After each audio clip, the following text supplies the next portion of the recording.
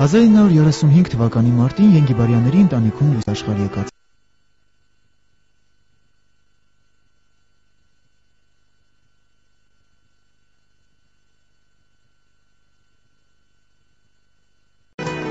հասցրել է անել ամեն ինչ, չխոսելով ոչ մի բառ։ Լեոնիդ Ենգիբարյանը թեև լավ չէր տիրապետում հայերենին, սակայն անսահման սիրով եւ մեծ հետաքրքրությամբ էր ընդունում ազգայինը։ Լիներ այն խաչքար կամ էլ ինչու՞ չէ որևէ կենցաղային իր։ Ընկերների հավաստմամբ Լեոնյան սիրում էր նաեւ հայկական ժողովրդական երգն ու երաժշտությունը։ Մնջախաղի անզուգական վարպետի ստեղծած կերպարները գունեղ են, բազմաբնույթ, ծնված հոգեբանական նուրբ դիտարկումներից։ Կրկեսում մեկ մարդ էր, իսկ բեմում լավի ուրիշ։ Տարբերվում էր նույնիսկ չեք պատկերացնում։ Նա կյանքում շատ համին քիչ խոսեցող, մտածող, փիլիսոփա, այսպես հերոս, լիրիկական հերոս էր կյանքում։ Իսկ մանեժում ամեն մի շարժում է Ենգիբարյանի վրա ծափահարությունների մի կույտ է։ Այդ մասին լավ է պատմել ժամանակին Ալեկ Պապովը հայտնի հենց այդ հատկության մասին Ենգիբարյանը։ Օրինակ Ալեկ Պապովը, Նիկուլինը շատ տարբերվում են, շատ քիչ են տարբերվում։ Կյանքի, եթե համեմատենք կյանքը, առօրյան եւ արվեստը կրկես։ Իսկ Ենգիբարյանը լրիվ ուրիշ է։ Աչքերը նկարելու համար վրձինը ես կթաթախեմ հունիսյան կապուտակ երկնքի արտացոլանքի մեջ։ Քո թարթիչները եւ համբույրը նկարելու համար դողդոջուն բարդու արմատների մոտ կհավաքեմ սևականաչ մանր եւ վեճակի մոտից կհեռանամ միայն ուշ աշնանը։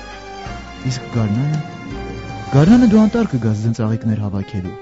եւ վեճակում կտեսնես քո դեմքը։ Ծաղրացում ի տարբերություն արվեստի մյուս ժանրերի հետ շատ հազվագույն դեպքերում է, երբ ունենում է իր դրամատուրգը, հեղինակը, ռեժիսորը, նամանավանդ Ենգիբարյանի պարագայում։ Նա ինքն էր իր սցենարիստը, ինքն էր իր ռեժիսորը, ամեն ինչը ստեղծում էր իր ձեռքերով եւ պատկերացնում եք ծաղրացում ինքը գրում էր շատ մեծ փիլիսոփայություն ունեցող նովելներ։ Նրա նովելները հիմա որ կարդում ես, հիմա ավելի լավ է, օրինակ ես երբ կարդում եմ, հիմա ավելի լավ եմ պատկերացնում եւ զգում, քան 10 տարի առաջ, 20 տարի առաջ։ Եվ առասարակ Ենգիբարյանը ինքն էլ այդպեսին էր։ Քանի գնում է, նրան ավելի լավ են հասկանում եւ պատկերացնում նրա կերպարի էությունը։ Այ տեսեք, ես գործի բերումով շատ լինում եմ արտասահմանյան երկրներում եւ այնտեղ կրկեսներում երբ ես դիտում եմ ծաղրացումներին, տեսնում եմ, որ նրանցից լավագույնները, որոնք ստանում են Մոնտե Կարլոյում, Փարիզում, միջազգային մրցույթների դափնեկրի կոչումներ, նրանք կրկնօրինակում են Ենգիբարյանին։ Նրանցից շատերը չեն տեսել Ենգիբարյանին, բայց կրկնօրինակում են։ Այսպես տասնյակ տարիներով փոխանցվում է նրա արվեստը։ Նրա արվեստի գաղտնիքները եւ ինչքան գնա նրա արվեստի գաղտնիքները կդառնան դասագիրք, այո, դասագիրք ծաղրացումների համար։ Եվ ամենակարևորը, որ ես կուզեի ասել, նա չէր ծիծաղացնում ինչպես հիմիկվա ծաղրացումները։ Նա խաղում էր իր կերպարը, իր դերը, եւ դա ծիծաղալի էր, թվում բոլորը։ Լեոնիդ Ենգիբարյանի մտերիմներից մեկը պատմում է. Սևանի ավազանի գյուղերից մեկում մենք հանդիպեցինք մորթե փափախ կարող մի ծերունի։ Լեոնյանն ինչպիսի հաշվանքով գնեց մորթե գդակը, դարձնելով այն իր խաղի առարկան, անգամ շոկ ժամանակ։ Ենգիբարյանի համար չեն եղել հանգստի ու դադարի պահեր, Նա անընդհատ շարժման, նոր հնարքների ու վարժությունների որոնման մեջ է եղել։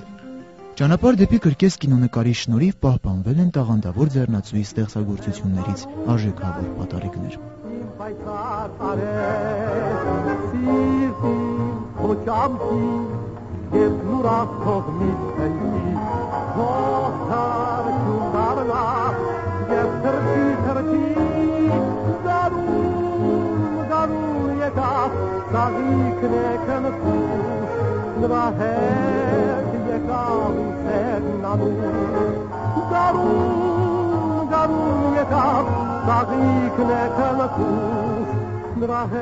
Նա փիլիսոփա ծաղրածու էր։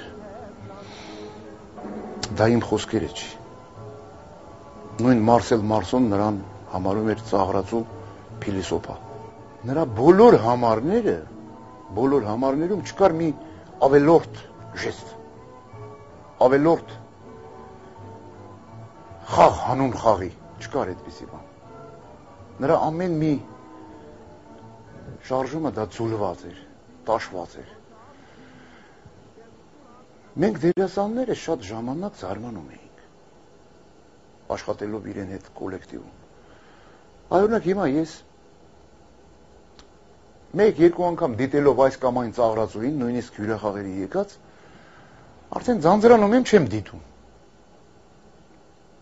2 տարի աշխատելով նրա ղեկավարած կոլեկտիվում, ես չեմ հիշում մեկ օր, մեկ ներկայացում, երբ ես կամ մյուս դերասանները մեր հայկական կրկեսային կոլեկտիվի չդիտեին նրա համարը, որտեղ ամեն անգամ նա խաղում էր յուրովի, որը չէր տարբերվում երեկվանից, առաջի օրվանից։ Հենց մենք համարները վերջացնում էինք, վազում նայում էինք իրեն այսօր ինչպես կխաղա բռնցքա մարդը, այսօր ինչպես նա կխաղա ջութակի համարը, պարանների համարը, ամեն օր տարբեր ձևով, զարմանալի փաստ։ Ենգիբարյանի փոքրիկ մանրապատումներից յուրաքանչյուրը փիլիսոփայական մի ուրույն խոհ է։ Մի գեղեցիկ ապրում, կրկեսի արքան ավաղ քիչ ապրեց եւ չհասցրեց արարել այն շատը, որը շռայլորեն միություններ տվել իր հոգում։ Լեոնիդ Ենգիբարյանը կարողանում էր ժպիտի միջից թախից կորզել։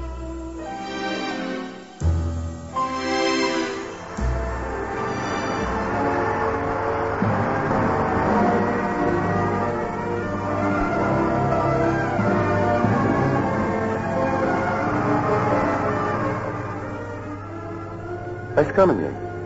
ստեցցեմ։